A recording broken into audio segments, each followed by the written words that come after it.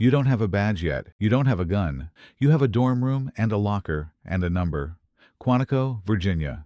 The FBI Academy. They take your civilian clothes. That feels intentional. It is intentional.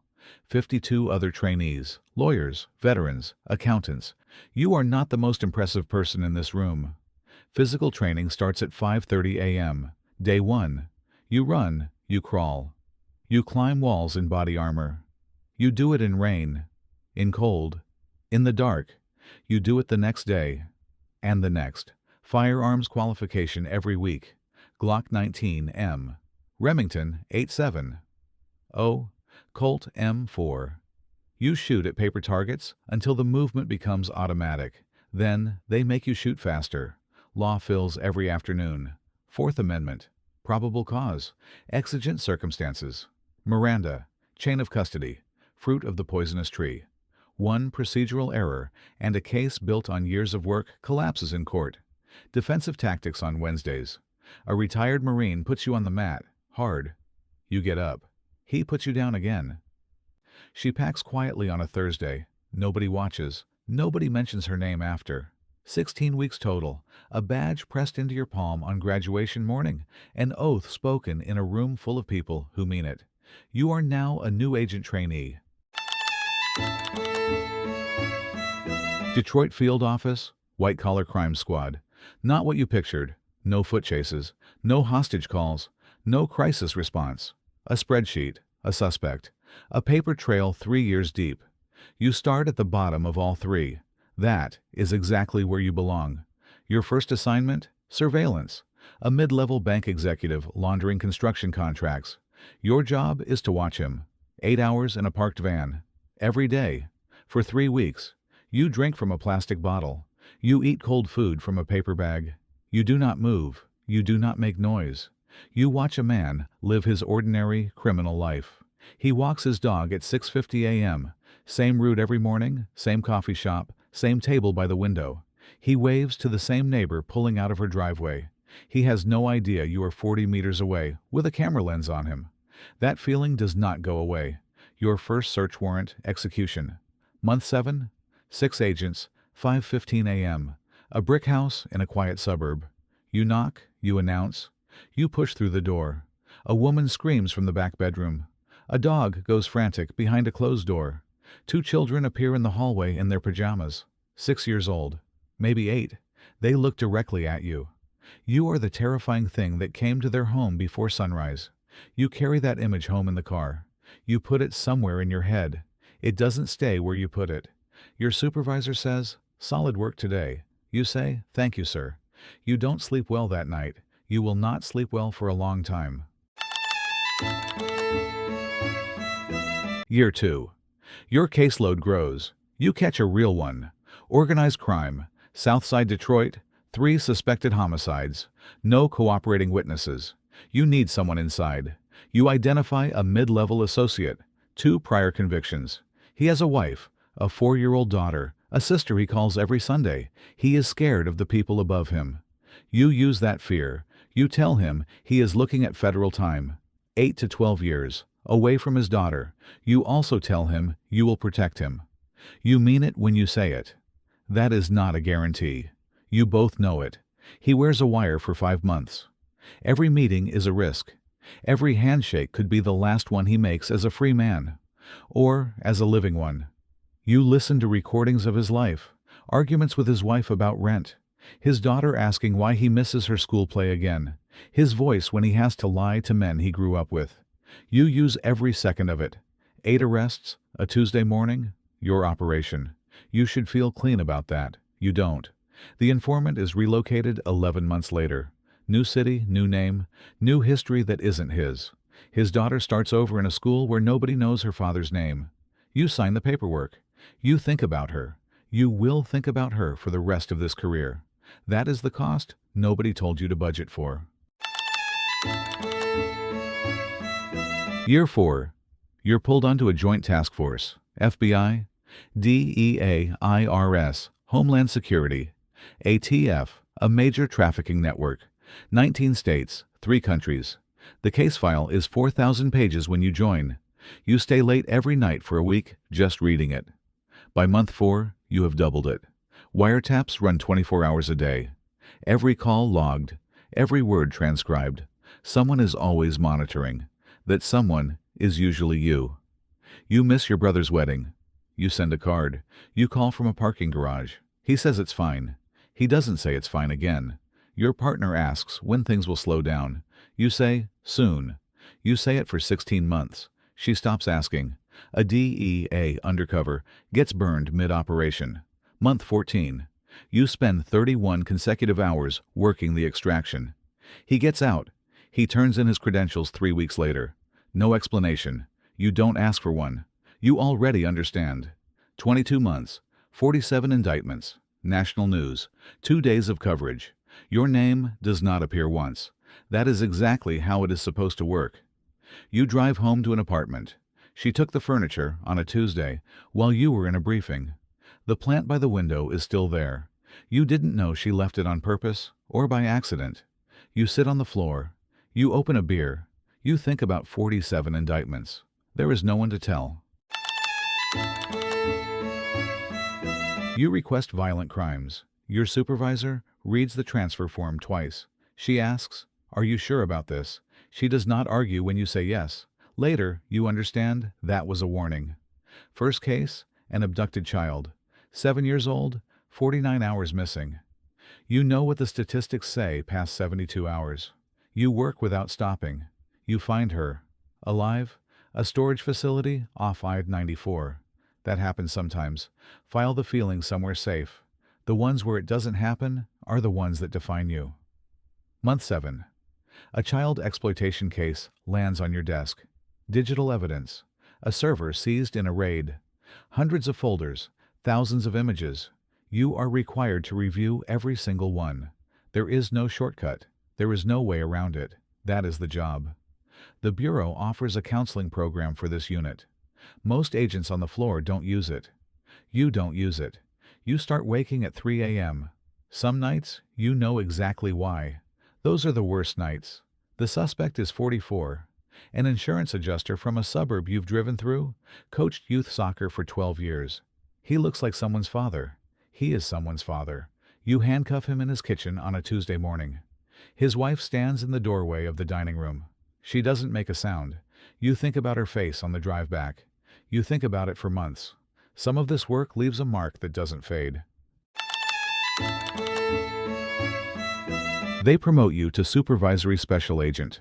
A new office, a window, a title on the door. Every problem your squad has is now your problem. You run 15 agents. 4 are exceptional. 6 are solid. 1 has been filing grievances since before you arrived. 1 has a problem you can sense, but cannot yet prove. 1 reminds you of yourself at year 3. That one worries you most. An operation goes wrong on a Thursday night. 2 agents, wrong address, bad intelligence. Weapons drawn in the hallway of a family's home. A man in a wheelchair. A teenage son who grabs his phone to record. Nobody is hurt. That is luck, not competence. You know the difference. You write the after-action report yourself. Every decision, every failure, every assumption that led to that hallway. You do not soften your own role in it. The review board is 4 people across a long table. You have sat on that side before. It is a different experience on this side. You are cleared. Protocol review ordered. You implement every recommendation within 10 days. You work later than everyone on your squad. They notice. That matters more than you expected. Your doctor adjusts your blood pressure medication. She asks about stress levels. You say, "It's manageable." She writes something in the file and changes the subject. You don't ask what she wrote. There is always a case. Always an agent who needs something. Always a decision waiting that has your signature on it. That never stops. That is the position. You You no longer work cases. You oversee the people who do. That distinction costs more than you anticipated. You manage a counterterrorism unit out of headquarters, 31 agents, 7 squads, 4 ongoing operations, and a chain of command that runs above you in both directions. Your first week, a briefing on a credible domestic threat, active planning, a specific target, an incomplete intelligence picture. 60 hours on the clock. You authorize resources. You push for an expanded surveillance operation. Legal. Barely. Your SAC signs off after reading it twice. You will answer for this decision regardless of outcome. The threat is disrupted with 14 hours remaining. No casualties, no press conference, no public record. Nothing happened. That was the objective. A senator's office requests a briefing on the unit's methods. You prepare for 3 days. You sit across from a man who has never been inside a field office. He uses the word accountability 12 times in 40 minutes. You answer every question. You do not say what you were thinking. That skill took years to develop. You use it constantly now. An operation involving one of your squads produces a wrongful search claim. The facts are complicated. The optics are worse. You are called to explain decisions made by people under your command. You stand behind them. Section Chief, Washington Field Headquarters. You have a corner office on the 4th floor. You have not worked a case in 3 years. You oversee 6 units, 211 agents, operations in 11 countries, liaison with 4 foreign intelligence services. The scale is no longer something you can hold in your mind at once. A mole investigation opens inside one of your sections. Someone is leaking intelligence. Specific, precise, consequential. It could be anyone, including people you promoted. Internal Affairs moves in quietly. Your people start looking at each other differently.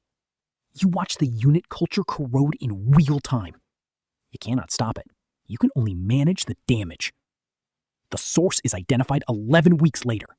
A section supervisor, 16 years, impeccable record. You have had dinner with him. You know his children's names. He was selling access for money, not ideology, money. You watch them walk him out of the building. He doesn't look at anyone. You think about every conversation you had with him, every assumption you made. A congressional subcommittee requests your testimony. You spend 2 weeks preparing with legal counsel. You sit under lights for 6 hours. You answer what you can, you decline what you must. They call it stonewalling. You call it operational security. Neither of you is entirely wrong. You fly home at night. Your daughter has a swim meet tomorrow. You set an alarm. You will be there. You've missed 7 this year. You count them. You always count them. Assistant Director. Your name is now read aloud in rooms you are not in. That is a different kind of exposure than a badge ever gave you. You oversee the Criminal Investigative Division. 4,000 agents, 23 program areas, a budget with 9 zeros, and a chain of consequences that stretches years ahead of every decision you make. A high-profile investigation produces a wrongful conviction. New evidence. 12 years later, a man walks out of a federal prison. The agents who worked that case followed protocol. The protocol was wrong. You helped write it. You sit in front of cameras. You acknowledge the failure. You describe the reforms already underway. A reporter asks if you feel personally responsible. You pause for exactly 2 seconds. You say, yes. The word sits in the room. A threat assessment lands on your desk in March. Credible, imminent, directed at civilian infrastructure. You have 36 hours and partial intelligence. You make the call. It works. 3 weeks later, a different threat surfaces. You make a different call. It also works. Nobody tracks the ones that work. Director of the Federal Bureau of Investigation, confirmed by the Senate, sworn in on a Tuesday morning. The wait arrives before the applause stops. 35,000 employees, field offices in 56 cities, legal attachés in 73 countries. Every major threat to this country lands on your desk first.